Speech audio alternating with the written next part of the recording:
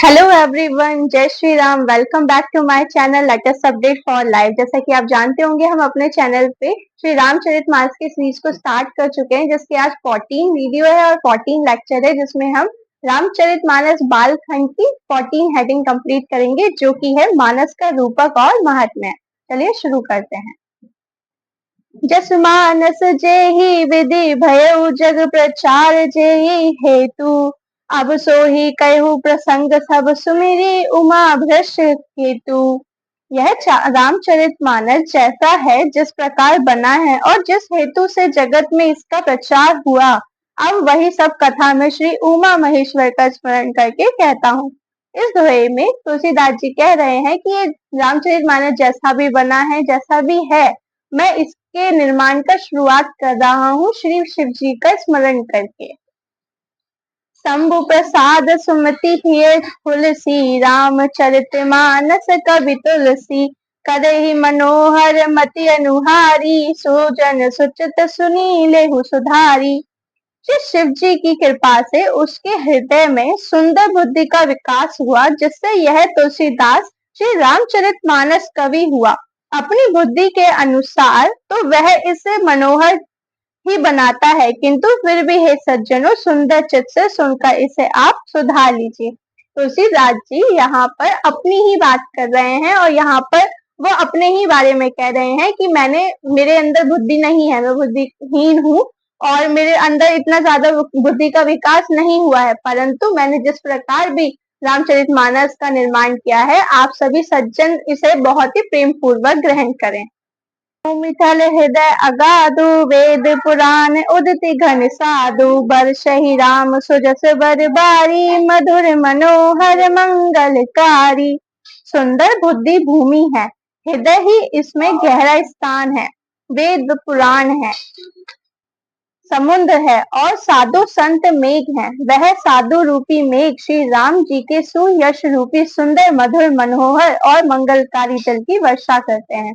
यहाँ पे साधु संत के बारे में कहा जा रहा है कि जो सुंदर भूमि होती है वो बुद्धि है, मतलब जिस बुद्धि में सुविचार होते हैं, अच्छे ख्याल होते हैं, वो भूमि है। और जो हृदय बहुत ही गहरा स्थान रखता है, मतलब जिसके दिल में बहुत करुणा है, वो हर किसी को प्रेम पूर्वक लेता है, वो वेद पुराण है और समुद्र है। और साधु संत उसमें मेघ का काम करते हैं, मेघ मतलब बादलों का काम करते हैं। वह साधु रूपी मेघ श्री राम जी की जो सुयश वर्णी है, मतलब श्री राम जी का जो वर्णन है, उसे करने में मुझ पर कृपा करे। यहाँ पे तुलसीदास जी ये कहना चाह रहे हैं कि जो मेघ है वो मेरे पे मेघ बनकर बरसे, वर्षा बन के बरसे, ताकि श्री राम जी की कथा को मैं पूर्ण कर पाऊं। लीला सगुन जो कही बखानी, सोही स्वच्छता करे मलहानी। प्रेम भक्ति जो बरनी न जाई, सोई मधुरता सुतलताई। सगुन लीला का जो विस्तार से वर्णन करते हैं, वही राम सुयश रूपी जल की निर्मलता है, जो मल का नाश करती है और जिसके प्रेम भक्ति का वर्णन नहीं किया जा सकता, वही इस जल की मधुरता और सुंदर शीतलता है। यहाँ पर जो साधु संत की उन्होंने कंपैरिजन किया है तुलसीदास जी ने मेघ के साथ, उसी मेघ के जल को बताया जा रहा है कि वो श्री राम जी का प्रेम है। अगर आपके पास अगर बुद्धि आ पा रही है, तो वो बुद्धि सिर्फ इसीलिए आ पा रही है क्योंकि वो श्री राम जी की तरफ से आ रही है। सो जल सुकृत साली हित होई, राम भगत जन जीवन सोई। मेधा मही गत सो जल पावन, सखिल शिवन मग चलहु सुहावन। बरहु सुमानस सुतल थिराना, सुखद सित रुचि रचा रुचिराना। वह राम सुयश रूपी जल इस कर्म में दान के लिए हितकार है और श्री राम जी के भक्तों का तो जीवन ही है। वह पवित्र जल बुद्धि रूपी पृथ्वी पर गिरा और सिमटकर सुहावने कान रूपी मार्ग से चला और मानस हृदय रूपी श्रेष्ठ स्थानों में भरकर वही स्थिर हो गया। वही पुराना होकर सुंदर, रुचिकार, शीतल और सुखदायी हो गया। यहाँ पर बात की जा रही है कि जो श्री राम जी का सुयश प्रेम है, प्रेम रूपी वर्षा होती है, उसमें जो जल बहता है, वो जल जिस धरती पे गिरता है, वो धरती हमारा हृदय है और उसी हृदय से हम श्री राम जी का वर्णन कर रहे हैं, श्री रामचरितमानस कथा पाठ कर रहे हैं। सुटी सुंदर संवाद बर विरचे बुद्धि विचारिते एहि पावन सुभाग सर घाट मनोहर चारी। इस कथा में बुद्धि से विचार कर जो 4 अत्यंत सुंदर और उत्तम संवाद भुषंडी जी, गरुण, शिव पार्वती, यज्ञवल्क्य, भरद्वाज और तुलसीदास और संत रचे हैं, वही इस पवित्र और सुंदर सरोवर के 4 मनोहर घाट हैं। यहाँ पर जो हमने निर्मल हृदय और समुद्र की बात की थी पहले दोहे में, उसी के बारे में बताया जा रहा है कि पूरे रामचरितमानस में जो उत्तम संवाद है वो काकभूषणी जी, गरुण, शिव पार्वती जी, यज्ञवल्क्य जी, भारद्वाज और तुलसीदास जी और संत जी के बीच में जो हुआ है वो है। और यही 4 जो है वो घाट हैं उस समुद्र के, जो मनोहर घाट तैयार हो रहा है वेदों के थ्रू। सप्त प्रबंधन सुभग सोपाना, ज्ञान नयन निरखत मन माना, रघुपति महिमा अगुण बाधा, बर नव सोई बर बार्य गाधा। 7 कांड ही इस मानस सरोवरी की सुंदर 7 सीढ़ियां हैं, जिनको ज्ञान रूपी नेत्रों से देखते ही मन प्रसन्न हो जाता है। श्री रघुनाथ जी की निर्गुण प्रकृति, गुणों से अतीत और निर्बद्ध एक रस महिमा का जो वर्णन किया जाएगा, वही इस सुंदर जल की अथाह गहराई है। यहाँ पर बताया जा रहा है कि जो समुद्र है, वेदों का जो समुद्र है, उसकी गहराई नापना बहुत मुश्किल है, लेकिन रामचरितमानस के जो 7 खंड हैं वो ही बता रहे हैं कि वो इतना ही लंबा होगा अगर आप उसे अपने बुद्धि चित्त मन से सुनते हैं और समझते हैं। राम सिय जस सलिल सुधा सम, उपमा बीचि विलास मनोरम, पुरैन सदन चारु चौपाई, जुगति मंजुमणि श्रीप सुहाई। श्री रामचंद्र जी और सीता जी का यश अमृत के समान जल है। इसमें जो उपमेय दी गई है वही तरंगों का मनोहर विलास है। सुंदर चौपाई ही इसमें घनी फैली हुई पुरैन कमलिनी है, और कविता की युक्ति सुंदर मणि मोती उत्पन्न करने वाली सुहावनी सीपियां हैं। यहाँ पर बताया जा रहा है कि जो श्री रामचंद्र जी का और सीता माता जी का यश अमृत के समान जल है, वो ही समुद्र में जाने के बाद मोती बना रहा है। जो समुद्र में सीप के अंदर मोती मिलता है, उस मोती से कंपेयर किया जा रहा है श्री रामचंद्र जी को और सीता माता जी के प्रेम को। छंद सोठा सुंदर दोहा, सोई भऊ रंग कमल कुल सोहा, अर्थ अनुपम सुभाव सुभासा, सोही पराग मकरंद सुभासा। जो सुंदर छंद, सोठे और दोहे हैं, वही इसमें बहुरंगे कमलों के समूह सुशोभित हैं। अनुपम अर्थ, ऊंचे भाव और सुंदर भाषा ही पराग, पुष्पराज, मकरंद और सुगंध है। यहाँ पर बताया जा रहा है कि जो रामचरितमानस में दोहे आते हैं, छंद आते हैं, वही जो पुष्प आपका मतलब तालाब के अंदर देखते हैं, जो सबसे ज्यादा खुशबू देते हैं, या समुद्र में देखते हैं, वही उनसे कंपेयर की जा रही है कि उनकी सुगंध जो है वही यहाँ पे सुंदर छंद, सोटे और दोहे हैं। सुकृत पूंज मंजुलली माला, ज्ञान विराग विचार मराला, धुनि अवरेव कवित गुण जाति, मीन मनोहर ते बहुभाति। सत्कर्मों पुण्यों के पुण्य घोरों के सुंदर पंक्तियां हैं, ज्ञान वैराग्य और विचार हंस है। कविता की ध्वनि वक्रोक्ति, गुण और जाति ही अनेकों प्रकार की मनोहर मछलियां हैं। यहाँ पर बताया जा रहा है कि जो रामचरितमानस में सुंदर और पुण्य कार्य बताए गए हैं, वो अनेक मनोहर प्रकार की जो मछलियां समुद्र के अंदर होती हैं, जो बहुत ही आकर्षित लगती हैं, वही ये उसी से कंपेयर किया जा रहा है सुंदर और पुण्य कर्मों को। अर्थ धर्म कामद की चारी, कहब ज्ञान विज्ञान विचारी, नवरस जप तप जोग विरागा, ते सब जल चर चारु तड़ागा। अर्थ, धर्म, काम, मोक्ष, ये चारों ज्ञान का विचार के कहना काव्य के 9 रस जप तप योग और वैराग्य प्रसंग है। यह सब इस सरोवर के सुंदर जलचर जीव हैं। यहाँ पे बताया जा रहा है कि जो 9 रस जप तप योग और वैराग्य के प्रसंग है, वही सब समुद्र, जो वेदों का समुद्र रामचरितमानस का समुद्र है, उसी समुद्र में सुंदर जलचर जीव हैं। मतलब जो समुद्र के अंदर जीव रहते हैं, जो सुंदर सुंदर हैं, बहुत ही मनोहर दिखते हैं, उन्हीं जीवों को की तुलना की गई है हमारे रामचरितमानस में। जो मेंशन है रस जप तप योग धर्म कर्म मोक्ष, ये सभी चीजें। सुकृति साधु नाम गुण गाना, ते विचित्र जल भ्याग समाना, संत सभा चाहू दिसि अवराई, श्रद्धा ऋतु वसंत समगाई। सुकृत्य पुण्य आत्मा जनों के साधुओं को और श्री राम नाम के गुणों का गान ही विचित्र जल पक्षियों के समान है।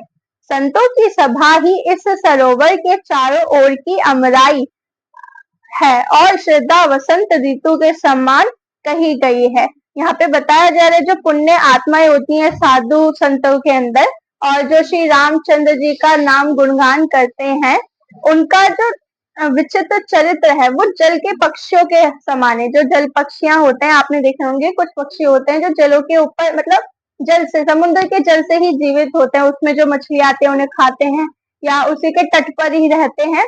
उन्हीं सभी सुंदर सुंदर जल पक्षियों की तुलना की गई है संत समाज के सुंदर चरित्र से।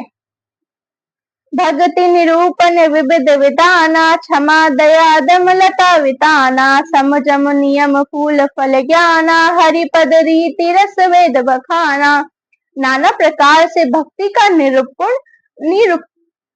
और क्षमा दया तथा दम इंद्रिय ग्रह लताओं के मंडप है। मन का निग्रह यम अहिंसा तत् सत्य असत्य ब्रह्मचार्य और अपरिग्रह ग्रह नियम शौच संतोष तव स्वाध्याय और ईश्वर प्रणिधान ही उनके फूल हैं, ज्ञान फूल हैं, और श्री हरि के चरणों में प्रेम ही इस ज्ञान रूपी फल का रस है, ऐसे वेदों ने कहा है।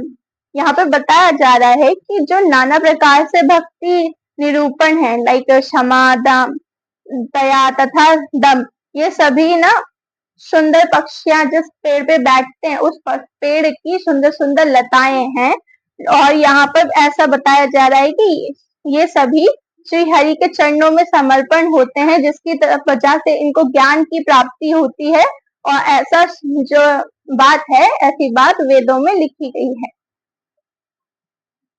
और कथा अनेक प्रसंगा, ते ही सुख पिक बहु बरन विहंगा। इस रामचरितमानस में और भी जो अनेक प्रसंगों की कथाएं हैं, वही इसमें तोते कोयल आदि रंग बिरंगे पक्षी हैं। यहाँ पे बताया जा रहा है कि श्री रामचंद्र जी की चरितमानस में जो कथाएं हम बोल रहे हैं, जो रामचंद्र जी से अलग हैं, वो कथाएं यहाँ पर काम कर रही हैं तोते कोयले और रंग बिरंगे पक्षियों से। मतलब यहाँ पर सुशोभन कर रहे हैं, मतलब होता है अट्रैक्टिव बना रहे हैं रामचरितमानस को, जो बाकी कथाएं यहाँ पर रामचरितमानस में लिखी गई हैं।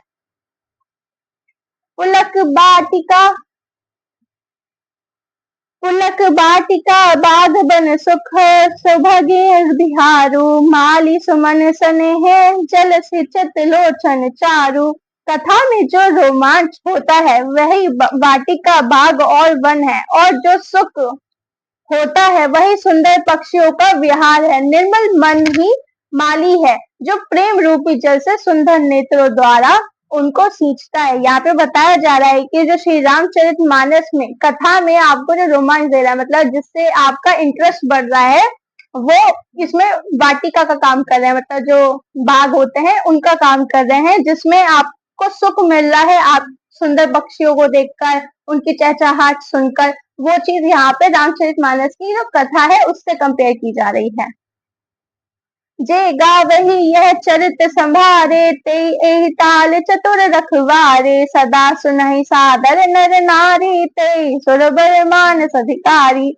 जो लोग इस चरित्र को सावधानी से गाते हैं, वह ही इस तालाब के चतुर रखवाले हैं, और जो स्त्री पुरुष सदा आदर पूर्वक इसे सुनते हैं, वह इस सुंदर मानस के अधिकारी उत्तम देवता है। यहाँ पर तुलसीदास जी कह रहे हैं कि जो श्री रामचरितमानस का पाठ करते हैं, स्वयं पाठ करते हैं, वो तालाब में जो सबसे चतुर रक्षक होते हैं वो हैं, और जो सिर्फ केवल सुनने का काम कर रहे हैं ध्यान पूर्वक, वो इस सुंदर मानस के अधिकारी उत्तम देवता है। मतलब तालाब के जो ओनर हैं एक तरह से, वो हैं जो सुन रहे हैं केवल। मतलब जैसे आप मुझे सुन रहे हैं तो आप श्री रामचरितमानस के मेन ओनर हो गए।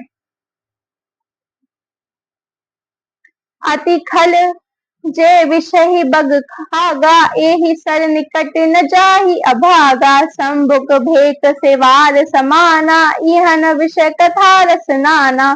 जो अति दुष्ट और विषयी है वह अभागे बगुले और कोए हैं, जो इस सरोवर के समीप नहीं जाते, क्योंकि यहाँ इस मानस सरोवर में घोंघे, मेंढक और सेवर के समान विषय रस की नाना कथाएं नहीं है।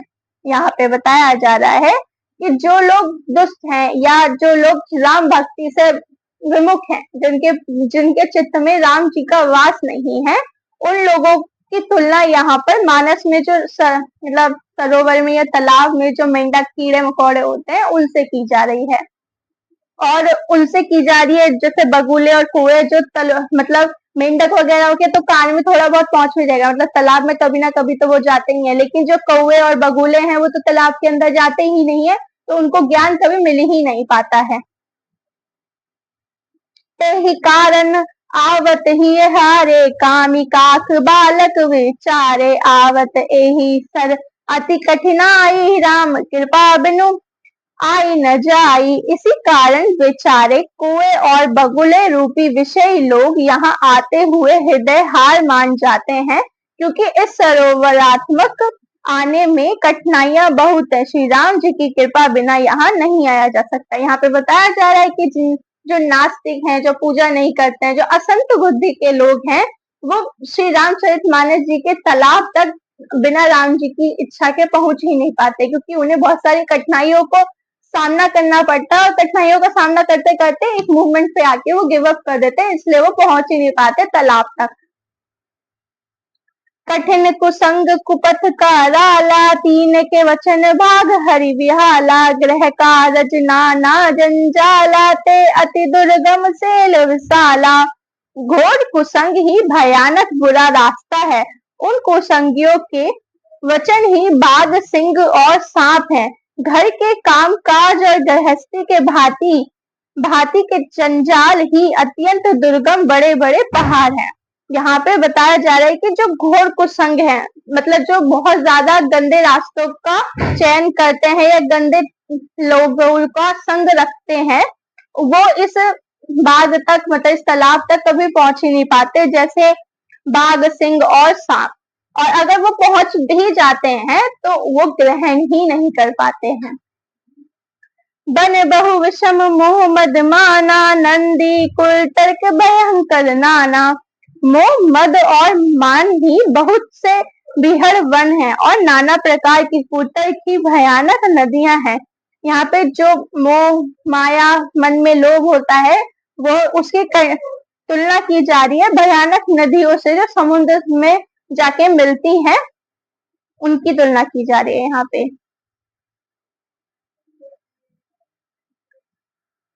जे श्रद्धा संबल रहित नहीं संत न कर साथ, तिन कहु मानस अगम अति, जिनहि न प्रिय रघुनाथ। जिनके पास श्रद्धा रूपी राह खर्च नहीं है और संतों का साथ नहीं है, और जिनको श्री रघुनाथ जी प्रिय नहीं है, उनके लिए यह मानस अत्यंत ही अगम है। अर्थात श्रद्धा, सत्संग और भावत प्रेमों के बिना कोई इसे नहीं पा सकता। यहाँ पर बताया जा रहा है कि जिन लोगों के मन में श्री रामचंद्र जी के लिए प्रेम नहीं है, उनके लिए श्री रामचरितमानस जो है बहुत बुरी है, वो उन्हें समझ ही नहीं आएगी कभी, और ना वो समझने की से कभी कोशिश कर पाते हैं। जो करी कष्ट जाई पुनि कोई, जात ही निद जुड़ाई होई, जड़ता जाल विषम उड़ लागा, गए न मज्जन पाव अभागा।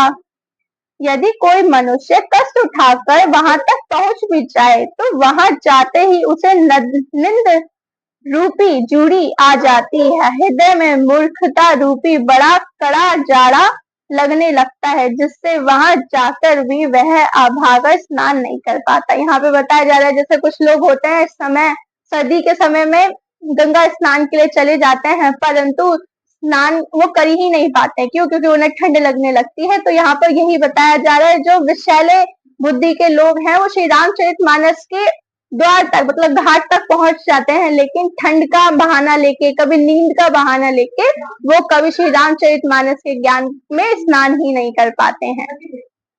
करी न जाय सर मज्जन पाना, फिरी अवहि समित अभिमाना, जोई बहुरी कहु पूछन आवा, सर निंदा करि तहि जावा।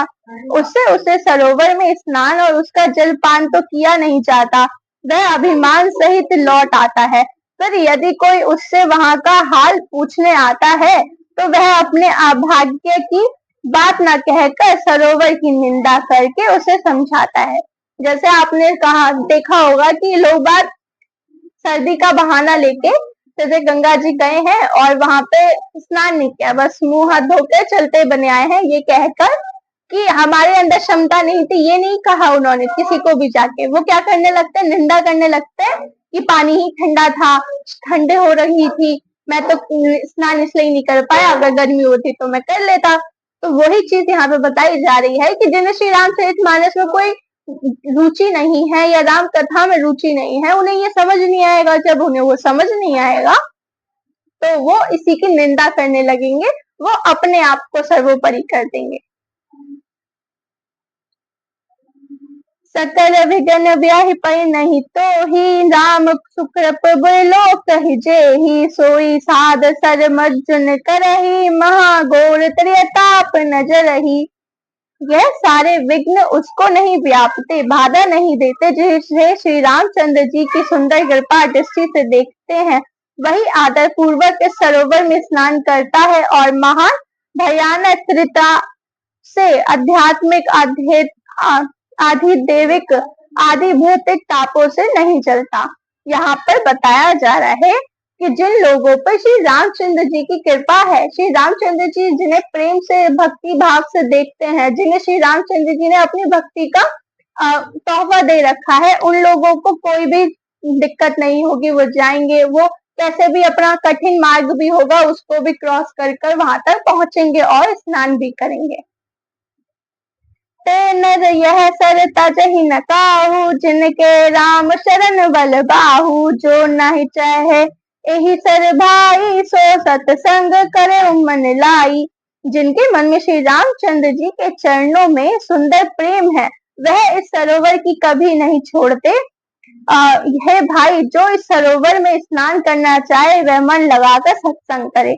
यहाँ पर श्री रामचंद्र मानस को सरोवर कहा गया है और यहाँ पे कहा गया है कि जिनका श्री रामचंद्र जी के चरणों में चित्त है, मन है, उनको कभी भी सरोवर से दूर नहीं किया जाता। वो इस सरोवर में कैसे भी करके अनकंडीशनली या डायरेक्टली इनडायरेक्टली पहुंच ही जाते हैं।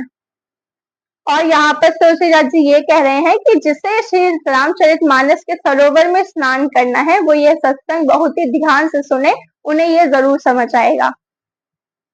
असमानस मानस चक चाही, भाई कभी बुद्धि विमल अवगाही, बयहु हृदय आनंद उत्साहु, उमगे प्रेम प्रमोद प्रभाहु। ऐसे मानस सरोवर के को हृदय के नेत्रों से देखकर और उसमें गोता लगाकर कवि की बुद्धि निर्मल हो गई है, हृदय में आनंद और उत्साह भर गया है और प्रेम तथा आनंद का प्रवाह उमड़ गया है। यहाँ पे तुलसीदास जी अपने बारे में कह रहे हैं कि तुलसीदास जी रामचरितमानस का वर्णन करते करते सरोवर में इस प्रकार नहा चुके हैं, इस प्रकार उन्होंने गोता लगा दिया कि उनकी बुद्धि निर्मल हो गई है, हृदय आनंद और उत्साह से भर गया है। चली सुभाग कविता सरिता, सो राम विमल जस जल भरीता, सो सरजू नाम सुमंगल, मूल लोक वेद मत मंजुल कूला। उससे वह सुंदर कविता रूपी नदी बह निकली, जिसमें श्री राम जी का निर्मल यश रूपी जल भरा है।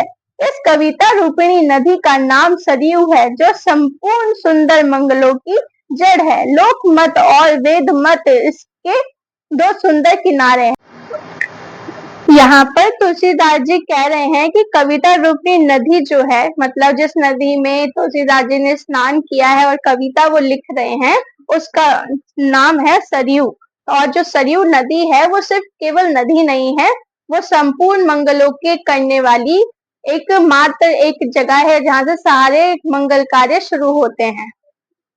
नदी पुनित सुमानस नंदिनी, कलिमल तरुमूल निकंदनी। यह सुंदर मानस सरोवर की कन्या सरयू नदी बड़ी पवित्र है और कलयुग के छोटे बड़े पाप रूपी तिनकों को और वृक्षों को जड़ से उखाड़ फेंकने वाली है। यहाँ पे बताया जा रहा है कि जो सरयू नदी है वो समुद्र की कन्या है, समुद्र सरोवर जो है उसकी बेटी है, और वो कलयुग में सभी पापों को नष्ट करने वाली है। कलयुग में अगर किसी को अपना उद्धार कराना है तो सरयू नदी में स्नान करे।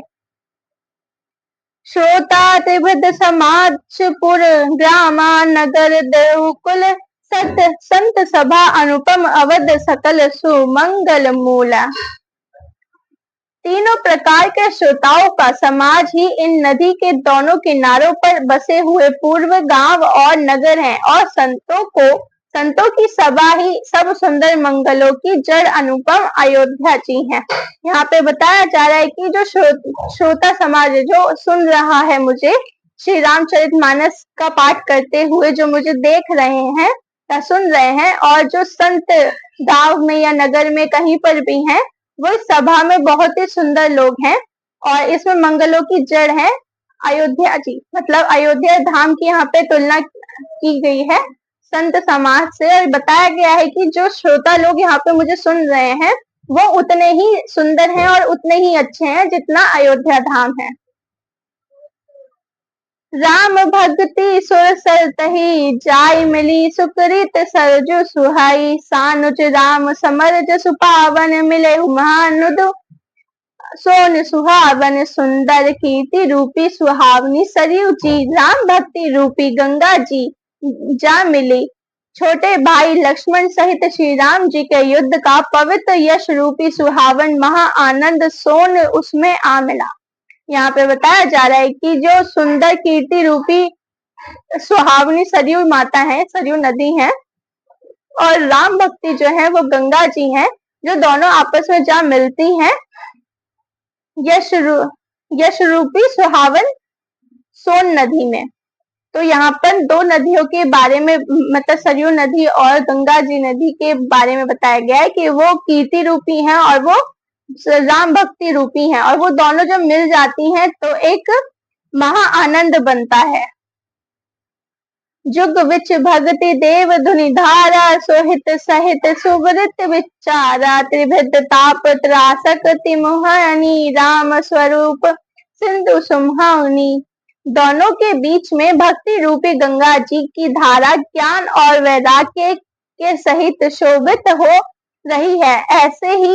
ऐसी ही तीनों तापों को डराने वाली यह तिमुहिनी नदी राम स्वरूपी समुद्र की ओर आ जा रही हैं। यहाँ पे बताया जा रहा है कि तीन नदी का नाम यहाँ पे बताया गया, एक तो सरयू नदी, दूसरा गंगा जी और तीसरा सोन नदी। और ये बताया जा रहा है कि ये तीनों मिलते हुए आते हैं गंगा जी से। गंगा जी से जब ये मिलते हैं तो इसमें वैराग्य उनका मतलब छूट जाता है। जैसे भक्त हैं वो तीनों नदियों में एक एक बार स्नान करते हैं तो तीनों नदियों से उन्हें कुछ ना कुछ प्राप्त होता है, और गंगा जी से उनका वैराग्य दूर होता है, मतलब वैराग्य की प्राप्ति होती है, ज्ञान की प्राप्ति होती है। और ये तीनों नदियां जाके मिलती हैं राम स्वरूपी, मतलब रामचरितमानस के स्वरूप सरोवर में। मानस मूल मिली सुर सरही, सुनत सुजन मन पावन करही, बीच बीच कथा विचित्र विभागा, जनु सर तीर तीर बन बागा। इस कीर्ति रूपी सरयू का मूल मानस रामचरित है, और यह राम भक्ति रूपी गंगा जी में मिली है, इसलिए यह सुनने वाले सज्जनों के मन को पवित्र कर देगी। इसके बीच बीच में जो भिन्न भिन्न प्रकार की विचित्र कथाएं हैं वह ही माने नदी के तट के आसपास के वन और बाग हैं। यहाँ पे तुलसीदास जी बता रहे हैं कि जो कीर्ति रूपी सरयू हैं वो श्री रामचरितमानस हैं, और श्री रामचरितमानस की जो राम भक्ति रूपी गंगा जी में मिल रही है उसी से सुंदर सज्जनों का पवित्र मन हो रहा है। मतलब जब सरयू नदी और गंगा नदी मिल रहे हैं और उसके बाद उसमें कोई सज्जन स्नान कर रहा है, तो वो एक प्रॉपर संत समाज का इंसान बनकर निकल रहा है। और यहाँ पे ये बताया जा रहा है कि जो भिन्न भिन्न प्रकार की कथाएं रामचरितमानस के अंदर हैं, मतलब श्री रामचंद्र जी से अलग भी कथाएं रामचरितमानस में लिखी गई हैं। वो कथाएं नदियों के तट पर जो वन होते हैं, बाग होते हैं, जो सुंदर सुंदर बगीचे बनते हैं, नदी से ही निकलकर बनते हैं, वो उनसे तुलना की जा रही है उनकी। उमा महेश विभाग बराती, ते जलचर अगणित बहुबाती, रघुवर जन्म आनंद बधाई, भवर तरंग मनोहर ताही। श्री राम, श्री पार्वती जी और शिव जी के विवाह के बराती इस नदी में बहुत प्रकार के असंख्य जलचर जीव हैं। श्री रघुनाथ जी के जन्म की आनंद बधाइयां ही इस नदी के भंवर और तरंगों को मनोहरता है। यहाँ पे बताया जा रहा है कि जो श्री शिव जी और पार्वती जी का विवाह हुआ था, उसमें श्री सरयू नदी में जो अनेक प्रकार के जल जल जीव हैं, उनसे उनकी कंपैरिजन किया गया है और बताया गया है कि जो श्री पार्वती जी के बाद श्री रघुनाथ जी की जो जन्म की आनंद बधाइयां हैं, वो भी इसी नदी से निकली हैं। राम सुप्रेम ही पोषत पानी, हरत सकल कलि कलश गलानी, भाव श्रम शोषक तोषक, तोष समान तुरति सुख दर्दी दोषा। यह जल श्री रामचंद्र जी के सुंदर प्रेम को पुष्ट करता है, कलयुग के समस्त पापों और उनसे होने वाली गलनी को हर लेता है, संसार के जन्म मृत्यु रूप श्रम को सोख लेता है, संतोष की भी संतुष्ट करता है और पाप ताप दरिद्रता और दोषों का नाश करता है। यहाँ पे बताया जा रहा है कि श्री रामचंद्र जी की मानस कथा का जो नदी रूपी प्रेम है, उसमें आपको जो नदी के जल से हमें पुष्टता मिलती है, मिनरल्स मिलते हैं, उसी से कंपेयर किया जा रहा है श्री रामचंद्र जी के श्री रामचरितमानस में किए गए और लिखे गए प्रेम को। और यहाँ पे बताया जा रहा है कि जब आप उस जल को ग्रहण करते हैं तो आपको संतुष्ट मिलता है, जन्म मृत्यु के जो कर्म हम मृत्यु लोक पे करते हैं, वो उससे हमारा बंधन छूट जाता है और हमें पाप ताप दरिद्रता और दोषों का नाश करने में मदद मिलती है श्री रामचरितमानस का पाठ करने से और उनको सुनने से। काम को मद मोह न सावन, बिमल विवेक विराग बड़ आवन, सादर मज्जन पान किए थे, मिटहि पाप परिताप हिए थे। यह जल काम क्रोध मद और मोह का नाश करने वाला है और निर्मल ज्ञान और वैराग्य का बढ़ाने वाला है। इसमें आदर पूर्वक स्नान करने से और इसे पीने से हृदय में रहने वाले सब पाप ताप मिट जाते हैं। यहाँ पे बताया जा रहा है कि श्री रामचरितमानस जी का जो जल है, मतलब जो नदी से कंपैरिजन चल रहा है, उस नदी का जल आप पी लेते हैं तो जल काम क्रोध मद और मोह का नाश कर देता है यह जल, और आपको एक निर्मल ज्ञान और वैराग्य को बढ़ाने वाली शक्ति मिलती है अगर आप इस जल का ग्रहण करते हैं। और इसे आदर पूर्वक स्नान करने से, मतलब पीना तो छोड़िए, अगर से इसमें स्नान करते हैं तो आपकी जो बुद्धि में पाप ताप चल रहे होते हैं, वो भी, उससे भी आपको छुटकारा मिल जाता है। जिन्हें एहि बारी न मानस, धोइत कायर कलि ताल बिगोए, कृष्ण निरखी रवि कर भाव भारी, फिरहि मृग जिमी जीव दुखारी। जिन्होंने इस राम सुयश रूपी जल से अपने हृदय को नहीं धोया, वे कायर कलि काल के द्वारा ठगे गए हैं। जैसे प्यासा हिरण सूर्य की किरणों के रेत पर पड़ने से उत्पन्न हुए जल के भ्रम को वास्तविक जल समझकर पीने को दौड़ता है और जल न पाकर दुखी होता है, वैसे ही वह कलयुग से ठगे हुए जीव विषयों के पीछे भटककर दुखी होंगे। यहाँ पे बताया जा रहा है कि कलयुग में, मतलब हम मोह के पीछे भागते हैं और जो वास्तविकता में हमारा प्रेम है, जिसे पाकर हमें संतुष्टता मिलेगी, सुकून मिलेगा, वो श्री रामचरितमानस है और श्री रामचंद्र जी की भक्ति है। पर हम उस हिरण की तरह हैं जो काफी दूर से, अगर धूप के पड़ने से उसे जल प्रतीत होता है तो उस जल की तरफ भागते हुए दौड़ के जाता है, लेकिन उसे जल ना प्राप्त होता है तो वहां पे वो दुखी हो जाता है। उसी प्रकार से हम जिंदगी भर मोह के पीछे भागते हैं श्री राम भक्ति से विमुख रहते हैं, और जब हम उस मोह को पा भी लेते हैं ना, तब भी हम उससे दुखी ही रहते हैं, क्योंकि हमें श्री रामचंद्रमानस का जो चरित्र है, हम उस चरित्र को अपने जीवन में अपना नहीं पाते हैं और रामचंद्र जी की भक्ति से विमुख रहते हैं। मति अनुहारी सुबरी गुण गण गानी मन अनकावाही, सुमिरी भावनी शंकर रही कह कवि कथा सुहाई। अपनी बुद्धि के अनुसार इस सुंदर जल के गुणों का विचार कर उसमें अपने अपने मनों को स्नान कराकर और श्री भवानी शंकर जी का स्मरण करके कवि तुलसीदास सुंदर कथा कहता है। यहाँ पे तुलसीदास जी कह रहे हैं कि मैंने अपनी बुद्धि चित्त मन के अनुसार इस कथा का रचना किया है, और आप सभी अपने अपने समझ अनुसार इसमें स्नान कीजिए। तुलसीदास जी ये कह रहे हैं। तो यहाँ पे हमारी 14th हेडिंग कंप्लीट होती है, जिसमें आपने देखा होगा कि तुलसीदास जी बहुत सारी चीजों से श्री रामचरितमानस का कंपैरिजन कर रहे हैं, और यहाँ पे लोगों की कैटेगरी और भक्तों की कैटेगरी भी बताई गई है, जहाँ पे हमें वसंत ऋतु से, वर्षा ऋतु से कंपैरिजन किया गया है, नदी से कंपैरिजन हुआ है, समुद्र से कंपैरिजन हुआ है। वही कंपैरिजन यहाँ पे उन्होंने पूरा विस्तार में बताया है। अब आगे जो हमारी 15th हेडिंग होगी, उसमें हम याज्ञवल्क्य जी और भारद्वाज जी का संवाद करेंगे। तब तक आप अपना ख्याल रखें, मेरे चैनल से जुड़े रहिए। जय श्री राम।